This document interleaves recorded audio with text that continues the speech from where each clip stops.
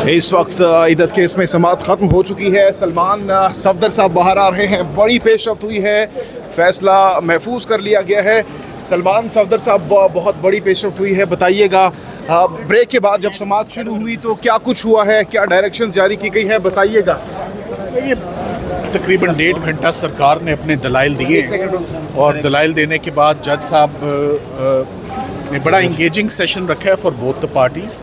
अहम सवालात वो दोनों पार्टी से पूछते रहे और सरकार की जानिब से जाहिद आसिफ साहब ने अपनी असिस्टेंस दी है।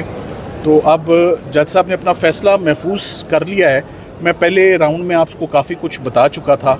हम बहुत ऑप्टिमिस्टिक हैं, बहुत पुरुमीद हैं कि ये इंशाल्लाह ज़मानतें ये सज़ाएँ सस्पेंड होंगी और ये दोनों इमरान खान साहब और उनकी एहलिया बुशरा बीबी को जो सज़ाएँ उनकी वो सस्पेंड होके उनको ज़मानत पे रिहाई मिलेगी इंशाल्लाह। परसों 3 बजे का टाइम जज साहब ने मुकर्रर किया कि वो 3 बजे अपना फ़ैसला परसों इद्दत और निकाह केस पे ज़मानतों के हवाले से सुनाएंगे। और साथ ही साथ में उन्होंने ये भी अंदिया दे दिया है कि वो 2 तारीख को जो टाइमलाइन स्पेसिफाइड हुई है इस्लामाबाद हाई कोर्ट से ऑन अपील्स, वो 2 तारीख को अपील्स भी टेकअप करेंगे और जो पीरियड दिया गया है उस पीरियड के अंदर ये दोनों केसेस इंशाल्लाह। अच्छा, सलमान सफदर साहब, आज अमिताभ बच्चन का भी तस्करा हुआ कमरे अदालत में। आपने गाना सुनाने का भी कहा, गालिब के शेर भी पढ़े गए। क्या चल रहा था, क्या हुआ, बताइएगा हमारे को। हम तो ऑफ कोर्स एंटरटेन होते रहे इस केस में।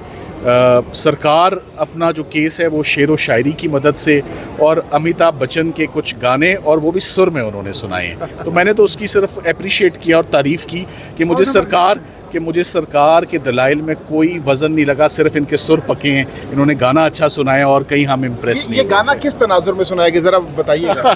देखिए वो इद्दत और निकाह के केस में मेरा ख्याल है कि ये अगर आप जाहिद आसिफ साहब का इंटरव्यू करें, वो भी आपको यहीं मिल जाएंगे, तो वो आपको बेहतर बताएंगे कि वो बैकग्राउंड किस कॉन्टेक्स्ट में उन्होंने ये गाना गाया है। पर मैं आपको सिर्फ ये बता सकता हूँ कि अमिताभ बच्चन का गाना था और पूरे सुर में उन्होंने सुनाया है। और गाना मुकम्मल सुनाने के बाद मैंने एंड में सिर्फ एक ही बात की ख्वाहिश का इज़हार किया है कि मैंने कोई आर्ग्यूमेंट्स दूसरी दफ़ा नहीं सुनने, अवाम की पुरजोर इसरार पर कम से कम गाना दूसरी दफ़ा। उन्होंने तो नहीं सुनाया। सुप्रीम कोर्ट का कि 5 रुकनी बेंच जो है वो उसका फैसला प्रिवेल करेगा, 3 रुकनी नहीं। आज के लिए 3 रुकनी है या 5 रुकनी है, कौन सा व्यू ठीक है इद्दत पीरियड पे, ये आज के लिए जज साहब रिपीटेडली कहते रहे इतना रेलेवेंट नहीं है। उन्होंने कहा इसकी ultimate relevance at the time of main appeal है जिसको वो सेकंड को टेकअप करेंगे।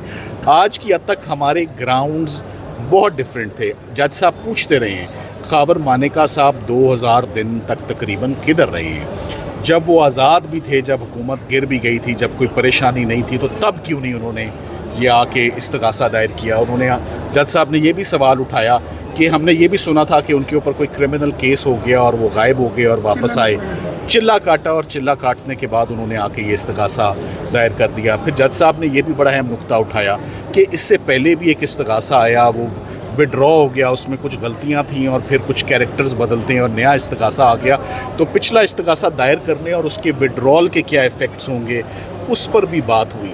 सो मुख्तलिफ एस्पेक्ट्स पे जज साहब ने काफ़ी इंगेजिंग क्वेश्चन जो हैं वो सरकार को डालें।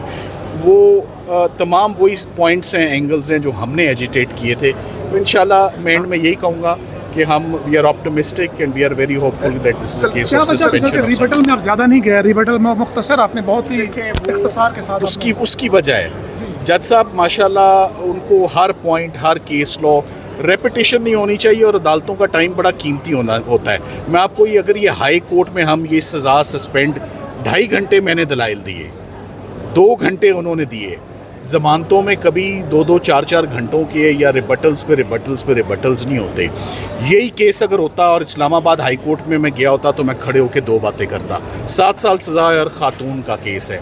सुप्रीम कोर्ट की लेटेस्ट जजमेंट्स बड़ी क्लियर हैं। काजी फायज़ ईसा साहब, मंसूर अली शाह साहब, लेटेस्ट व्यू है ताहिरा बतूल और गजाला केस में कि ख़ातून को और ख़वातीन को ये स्पेशल मेंबर्स हैं, सेगमेंट्स हैं, vulnerable segments of the society है, इनको as of right regardless of the seriousness of the crime, murder case में जिसमें सजाए मौत है, इनकी ज़मानतें मुअत्तल करें या इनको ज़मानतें ग्रांट करें। तो ये तो फिर इद्दत निकाह 7 साल और पूरे केस में जज साहब ने एक और बड़ा अहम पॉइंट उठाया, उन्होंने कहा फ्रॉड किसके साथ हुआ है हमें ये बता दें। इसका जवाब आएँ दाएँ बाएँ शाएँ। अच्छा, प्रोसिक्यूशन की जानिब से एक सवाल उठाया गया, बड़ा इंपॉर्टेंट सवाल उठाया गया और कहा गया कि अभी तक बुशरा बीबी की जानिब से इद्दत की मुद्दत के हवाले से कोई बयान रिकॉर्ड नहीं किया गया, ना रिकॉर्ड पर है ये चीज़। देखिए, वो ट्रायल जिन हालात में हुआ था आप अंदर नहीं थे, आप होते तो आपको पता चलता कि वो ट्रायल कैसे हुआ, किन हालात में हुआ, कौन वकील कहाँ से किस वक्त बुलाया गया।